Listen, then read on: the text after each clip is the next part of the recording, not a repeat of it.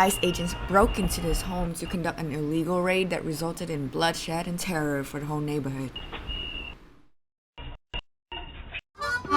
You want to see what real independent journalism funded by the people for the people looks like? You ever heard a story like this in America? You're looking at it.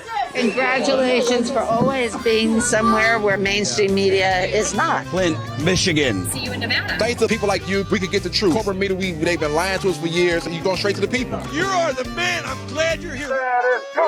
For as low as 16 cents a day, you'll keep us on the ground, covering the important stories the corporate media covers up. JT Cestkowski for Status Coup. I am here in the wealthy Chicago neighborhood of Lakeview. I'm standing near the intersection of Henderson and Lakewood, where just yesterday, Friday, a group of 4 workers were working on a home not too far from where I am standing, doing siding work on that home. They had braked for lunch. They were sitting on the front porch. Masked federal agents, many of whom have been patrolling the streets of Chicago, abducting people based purely on the color of their skin, stopped outside the home. The workers had the forethought to lock the gate before they then took off running towards the back of the home. The DHS agents hopped the fence and continued after the workers. Get the fuck down. This video shows one of the workers who clambered up onto the back porch and then attempted to climb up further away from the agents by putting his foot on a ladder on the adjoining home. Agents can be seen here pulling at the man as he is dangling there about 8 feet off the ground. The homeowner told me that the agents eventually used pepper spray or some other kind of spray on this man.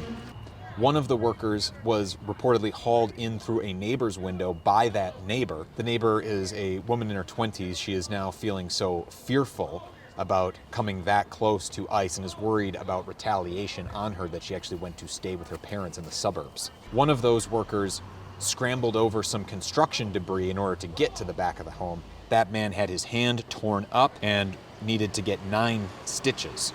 I took these photos of the back door to the home that the worker went inside of that was covered in the worker's blood. These photos of boot prints are taken from inside the homeowner's garage, left by the ICE agents. The homeowner was in Toronto at the time all of this was happening. He was there on a work trip. He found out about it through notifications he got through his Ring camera app on his phone. One of the workers had scrambled up to the door to ring the door in hopes that the homeowner would unlock the door remotely and let the man inside. But there wasn't time. After the homeowner got those notifications on his Ring camera app, he bought a plane ticket, he told me, within half an hour, and within an hour of getting those notifications was back on a plane here to Chicago. Of the 2 men that they detained, agents let one of them go. The homeowner told me he wasn't sure why one of those men were let go, presumably because that man was able to prove legal residency of some kind. The homeowner tells me he has not heard from DHS at all during this process. He didn't get a warning that they would be coming to his home, and they have not attempted to reach out to him since. He is absolutely incensed about the invasion to his personal property, the invasion to his community by these federal agents. Alder Bennett Lawson, who represents this area, also came out and was doing interviews out here. The homeowner said that he was not impressed by the leadership shown by his alder.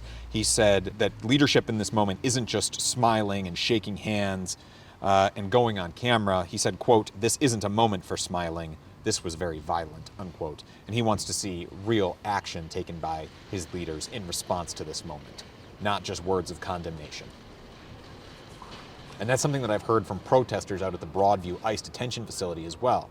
It's not enough, they say, for their leaders to just decry what the Trump administration is doing. They want them there protesting. They want the governor, J.B. Pritzker, to put himself there outside of the Broadview ICE detention facility and do more than just stop for a photo op the way Illinois' 2 senators did just the other week.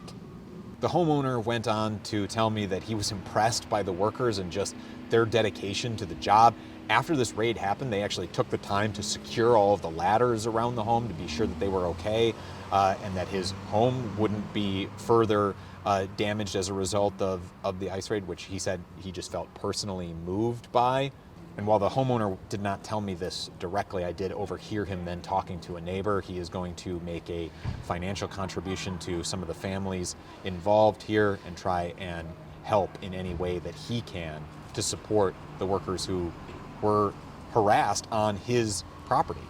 If getting these on-the-ground perspectives is at all valuable, if you see the value in what we're doing out here, we've been in Chicago for weeks now, continuing to report out these stories from the powerless people who are being victimized by a federal government that has nearly limitless resources at its disposal. If you see the utility and the importance of that, please go to statuscoup.com/join. $5 a month, 16 cents a day goes to keep us here on the ground doing this important journalism. Thank you from our whole team. In Chicago for Status Coup, I'm JT Cestkowski.